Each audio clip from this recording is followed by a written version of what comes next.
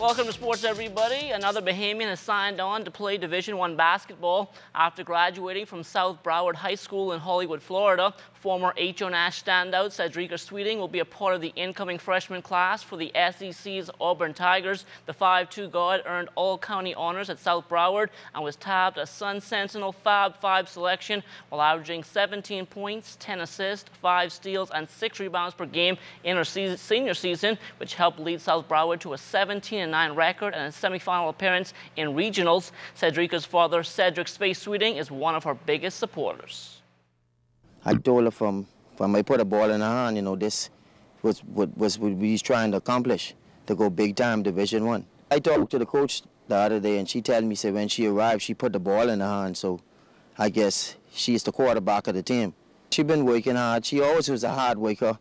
You know, she got the hard working stuff from me and Miss J in the back of H.O. Nash underneath the Juju tree. This big time Division I here, you know, this ain't no mid-major, this ain't no JUCO, this ain't no NIA, this, you know, this the biggest it could get right here, you know, this a good accomplishment. She told me, so she don't like too much publicity, you know, because it put a lot of pressure on the kids, you know, but I say, you know, this a dream come true for us. Well, after a whirlwind tour, our Golden Knights having some downtime to themselves over the past week or so. However, the quartet is expected to reunite in short order for a very special reason. All coming up in about a couple of weeks, 3-4 weeks, I guess. And we're going to go to all our schools and stuff. And I hope they represent me good. Let them know that I haven't forgot them, you know. Everybody think I forgot them, but it's so busy with all the island tours and stuff, but now that we have a break and I'm back in Nassau now, I can go around and greet everybody, show everybody the medal, and I'm still all me.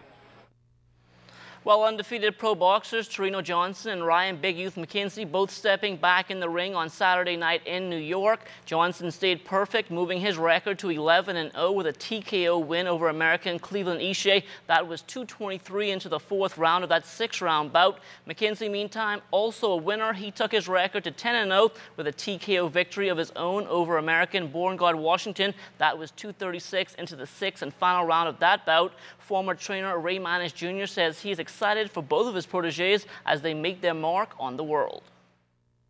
I'm expecting good things. I think those two guys are two of the fighters that will help bring the sport back strong here in the Bahamas. Of course, they contracted, and most of their fighting will be international. However, they are Bahamians, and they're looking to do well. I'm looking for them to do well, undefeated. They came out the champion boxing club, well trained. We know what we got and we know what we can do. It's only a matter of time. They're under good management. Now with the success of Johnson and McKenzie abroad, Manis is hoping that will help to bring pro boxing back here to the Bahamas. I understand that Torino Johnson is challenging Chuchu Maki. I understand that Ryan McKenzie is challenging Chuchu Maki. And so all these challenges, I'm hoping that a big promotion, a really big promotion can happen and put a nice solid spark for boxing. Well, a former boxer finally coming forward and speaking out on a bout which his opponent apparently misinterpreted to the press. We get that story tonight from Julian Gibson. After being silent for many years, boxer Harold Seymour from Inagua finally breaks his silence on his fight against James Killer Coakley. The first round, I would give Killer the first round. Killer beat you in the first round? Yeah, I feel like he touched me more than I touched him. From there on, I beat him the second, the third, and I knocked him out in the 4th round with a straight right hand.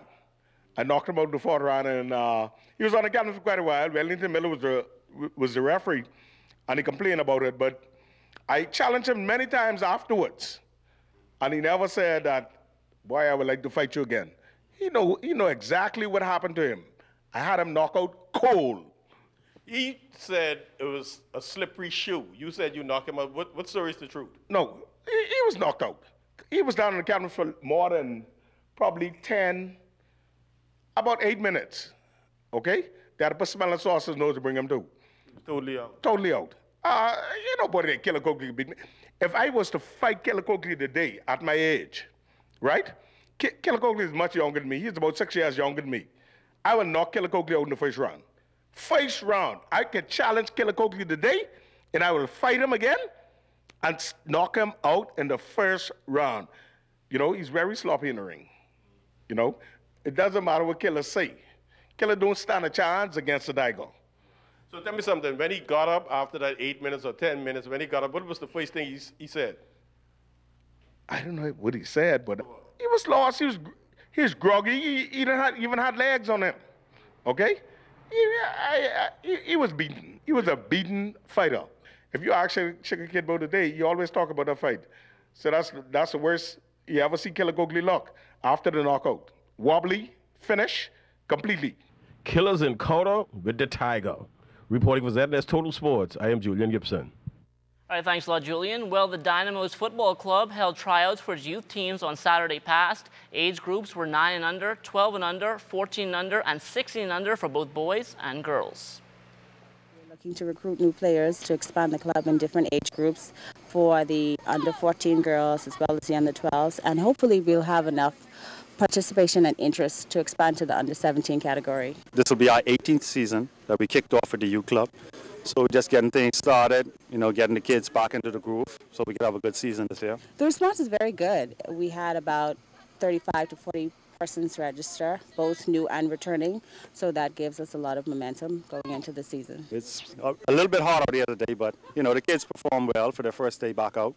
So we're hoping to build from here. So, you know, a lot of people are kind of tied up with back to school and that kind of stuff. So we're hoping that, you know, next week we'll have more people out. Now, even though the youth arm of the Dynamos Club has been around for almost 2 decades, it's only been within the past 3 to 4 years that they've expanded by implementing a girls' program. However, females interested in playing soccer, we would really like to push that because the emphasis is placed on a lot of boys in sports, well, in soccer. So for the Dynamos, we want to expand that to create awareness and more interest, not just in Dynamos, but in the BFA Football League for the females in general. We would like to expand, hopefully, to a women's team. I know previously Dynamos had a females team, but the interest had died down because there was not a lot of momentum put behind it. So that's why we are pushing our girls, recruiting heavily, so to eventually have a team in each age category. And that will do it for sports.